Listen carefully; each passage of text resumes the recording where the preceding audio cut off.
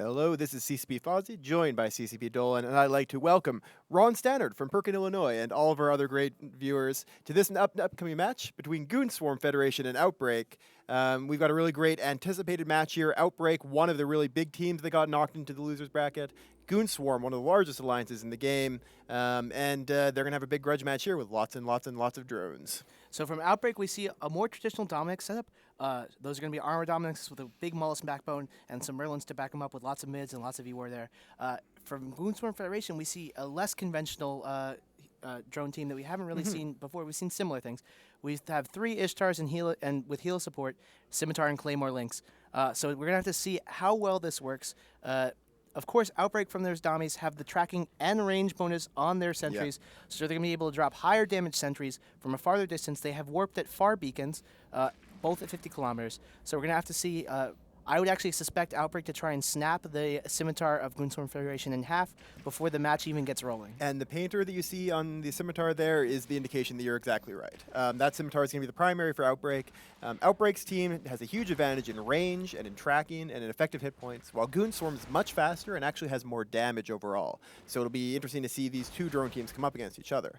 That Scimitar dropping really fast, though. Yeah, exactly. If he drops, that's going to be a huge blow to the Goonswarm Federation team, who's really relying on them to keep, like, shield Ishtars, or really need a logistic ship to keep them alive. Yeah, these Helas and Ishtars will be tracked just fine by the guards for the Dommies. As the Scimitar explodes, they're going to fall apart pretty fast. Saber next for Goonswarm. It's great. You got that little tracking disruptor icon beside the Saber. Keep an eye on that, because that's going to tell you who's about to die. That's almost certainly on the Damnation from Scorps. He's probably placing that likely. as the FC calls the primary. The one advantage the Goonswarm Federation had before the Scimitar died was that by bringing shield, their reps are going to be much quicker, so they're able to jump to primaries faster. But this Merlin's already receiving reps, and I don't see damage coming into anyone else. No, I mean, the tracking bonus on the Dominix allows them to hit ships like that Saber that we just saw there die so quickly. Meanwhile, Outbreak doesn't have, Goonswarm doesn't have that same bonus. They do have a lot of drone damage from these ships, but they have a lot of drone potential range. But the actual tracking and optimal of each drone is not nearly as good as it is on Outbreak's Dominixes. Exactly. And now we see the Hela of Kismeter being primary. Yeah, He's already in low shields. He's going to get snapped. It's just falling apart here for Goonswarm.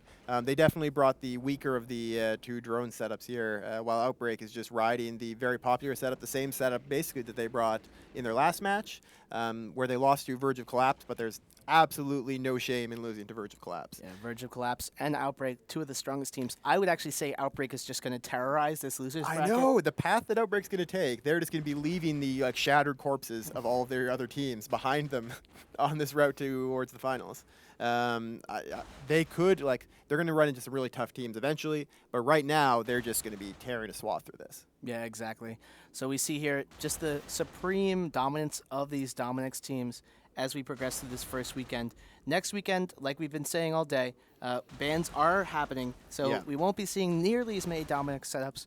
Perhaps the foolish team will let a Dominix ban, not ban a Dominix, let it slip through, and then it'll get picked up and we'll get to see the reign of the Dominix again. As well, you may see some very smart teams make it look like they've forgotten to ban the Dominix, but then actually bring the Dominix counter that they've been hiding. Or Dominixes themselves. Yes. Probably more likely. But yeah, at this point, it's really just a matter of time. The Merlin now of Canib for Goonswarm is the new primary. He's been painted, and they're going to try to hit him with those sentries. And we'll see how much he's able to evade the damage with his speed. It is a very small ship. It is very fast, but it's still going to be rough for them. Finally, a Merlin dropping for Outbreak. Not the perfect victory of Pandemic Legion. No. But yeah, it's still going to be, it's very convincing. I mean, having the Damps aren't very effective against this drone team. They are very experienced Goonswarm in fighting against drone setups with Damps. You try to often damp the primary or the target caller, the FCs, but it's really tough to do in a situation like this where any of Outbreak's pilots are probably competent enough to actually manage the drones. Yes, but as more and more of Goonswarm Federation's pilots drop, they'll be able to focus their damps more and more, potentially damping out just everyone. Doesn't matter who the FC is, you just damp everyone. That's a valid solution.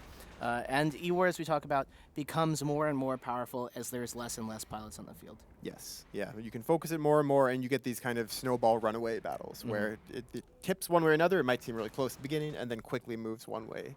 And in this case, Outbreak is kind of just casually moving from ship to ship. They've got the painter on that Ishtar now of Matchet, and he's going to be going down pretty quickly. So we're going to take this moment now that we've got a little bit of a lull in the match to talk a little bit about our trivia contests. So we have a winner for the trivia contest that we announced yesterday. The winner is a character named Klingon Admiral, great name by the way, and he's won a Razor prize pack. That was, I think, the question about the MASS team. Who was the captain of the MASS team, if I remember correctly? So he answered that correctly. Great job. We also have a winner in our first picture puzzle. It's Ty Carey, who won a 60-day ETC from evetimecode.com, if I remember correctly. So we'll be in contact with you guys, get those prizes all delivered. Great prizes on both ends, more EVE Online time, and some great Razer swag, some of the great gaming peripherals that Razer makes. We have, however, another contest. We have the picture puzzle. So you can go on the EVE Online forums, click on the Alliance Tournament discussion, and you'll see there a picture that you have to unscramble, figure it out, and the winner of that will win a Razer prize pack. So that's going to be a Razer headset, Razer keyboard, Razer mouse, just general great gear to help you in your EVE Online experience and just general gaming.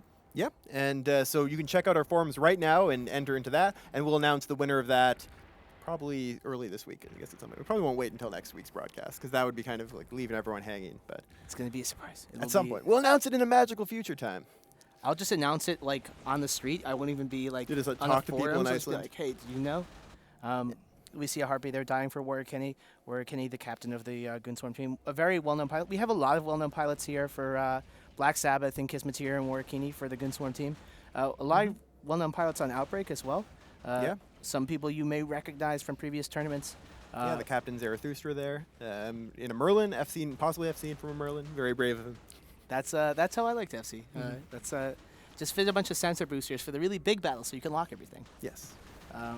But yep, as we progress through the match, it's gonna wind down. Outbreak sort of just cleaning up the field, and I really like this Dominix setup. But is the Dominix OP? Josh, on Tranquility, in a regular big fight, is the Dominix OP? It is very good. There's a lot of things that balance it out, though. Mainly in 0-0, it has the advantage, or has the disadvantage of being quite vulnerable to bombs. Both the sentry drones and the large SIG Dominix itself, very vulnerable to bombs. That's the reason that, for instance, you see the Goonswarm decided not to go with Dominixes for their main fleet concept. They decided to move the CFC to Megathrons, much more resistant to bombs. Also a lot more mobile. You can warp around a lot easier with them without leaving behind drones. So I think there's a pretty good tension. We've got a number of different battleships that are all viable. Dominixes, Geddons are really strong together. Rokes are still very viable. We're seeing people running Typhoon fleets. We're seeing, of course, the CFC running their Megathron fleets. And so the fact that we have so many battleships viable all at the same time, all usable, I think is a very good sign. So congratulations to CCP Rise on rebalancing that, I guess? Excellent job on his part. Oh, very nice, very nice. Hopefully... and thanks, really, to also everyone that helped out with that balance. Everyone that provided us feedback on the forums, everyone that let us know what they thought about the changes, that gave us good, reasoned arguments instead of just spewing rage. Do you know who also gives us a lot of feedback that is close to my heart? The CSM? The CSM. In fact, if you have any little tiny reasonable changes that you'd like made to the game, the CSM is actually currently running a Reasonable Things initiative. So you can go to the EVE information portal. It's like a 55-page long thread. There's a formatting. They're going to be logging all of them and listing them, and then having a voting thing to have a 1 through 99 list that CCP that I can take around to all the developers. We have a lot of developers interested in seeing the results of that program. Yep. It is important that you get the formatting right, because then they're going to have a computer reading it. Yes. Right? Yeah. So you don't have to worry. They're not going to ignore your post if you're part of a different coalition than a certain CSM member, or whatever, because it's a computer will read it, and most computers are impartial. And we also, I think they're locking down, I don't have an exact date yet, a CSM town hall, so you can go and talk to them live. And we have the summit coming up in late August, the 29th through the 30th. So which I'm unfortunately going to be missing, which I'm very sad about. I scheduled my vacation before we scheduled the summit. I scheduled the summit so around your vacation. Yeah. It's like, when's CCP Fozzie going to be gone? Quick, get him in, quick. So we see just a single helo left on the field there. This has sort of just been a cleanup match for quite some time now, but really strong performance from Outbreak. I think we're going to see nothing but really strong performances. If they lose a match, it's going to be against another really someone who does strong, really well. Yeah. And that's going to be it. Up next is our match, Wormhole Holders versus Parahealing Alliance. We'll be with you in just a few minutes.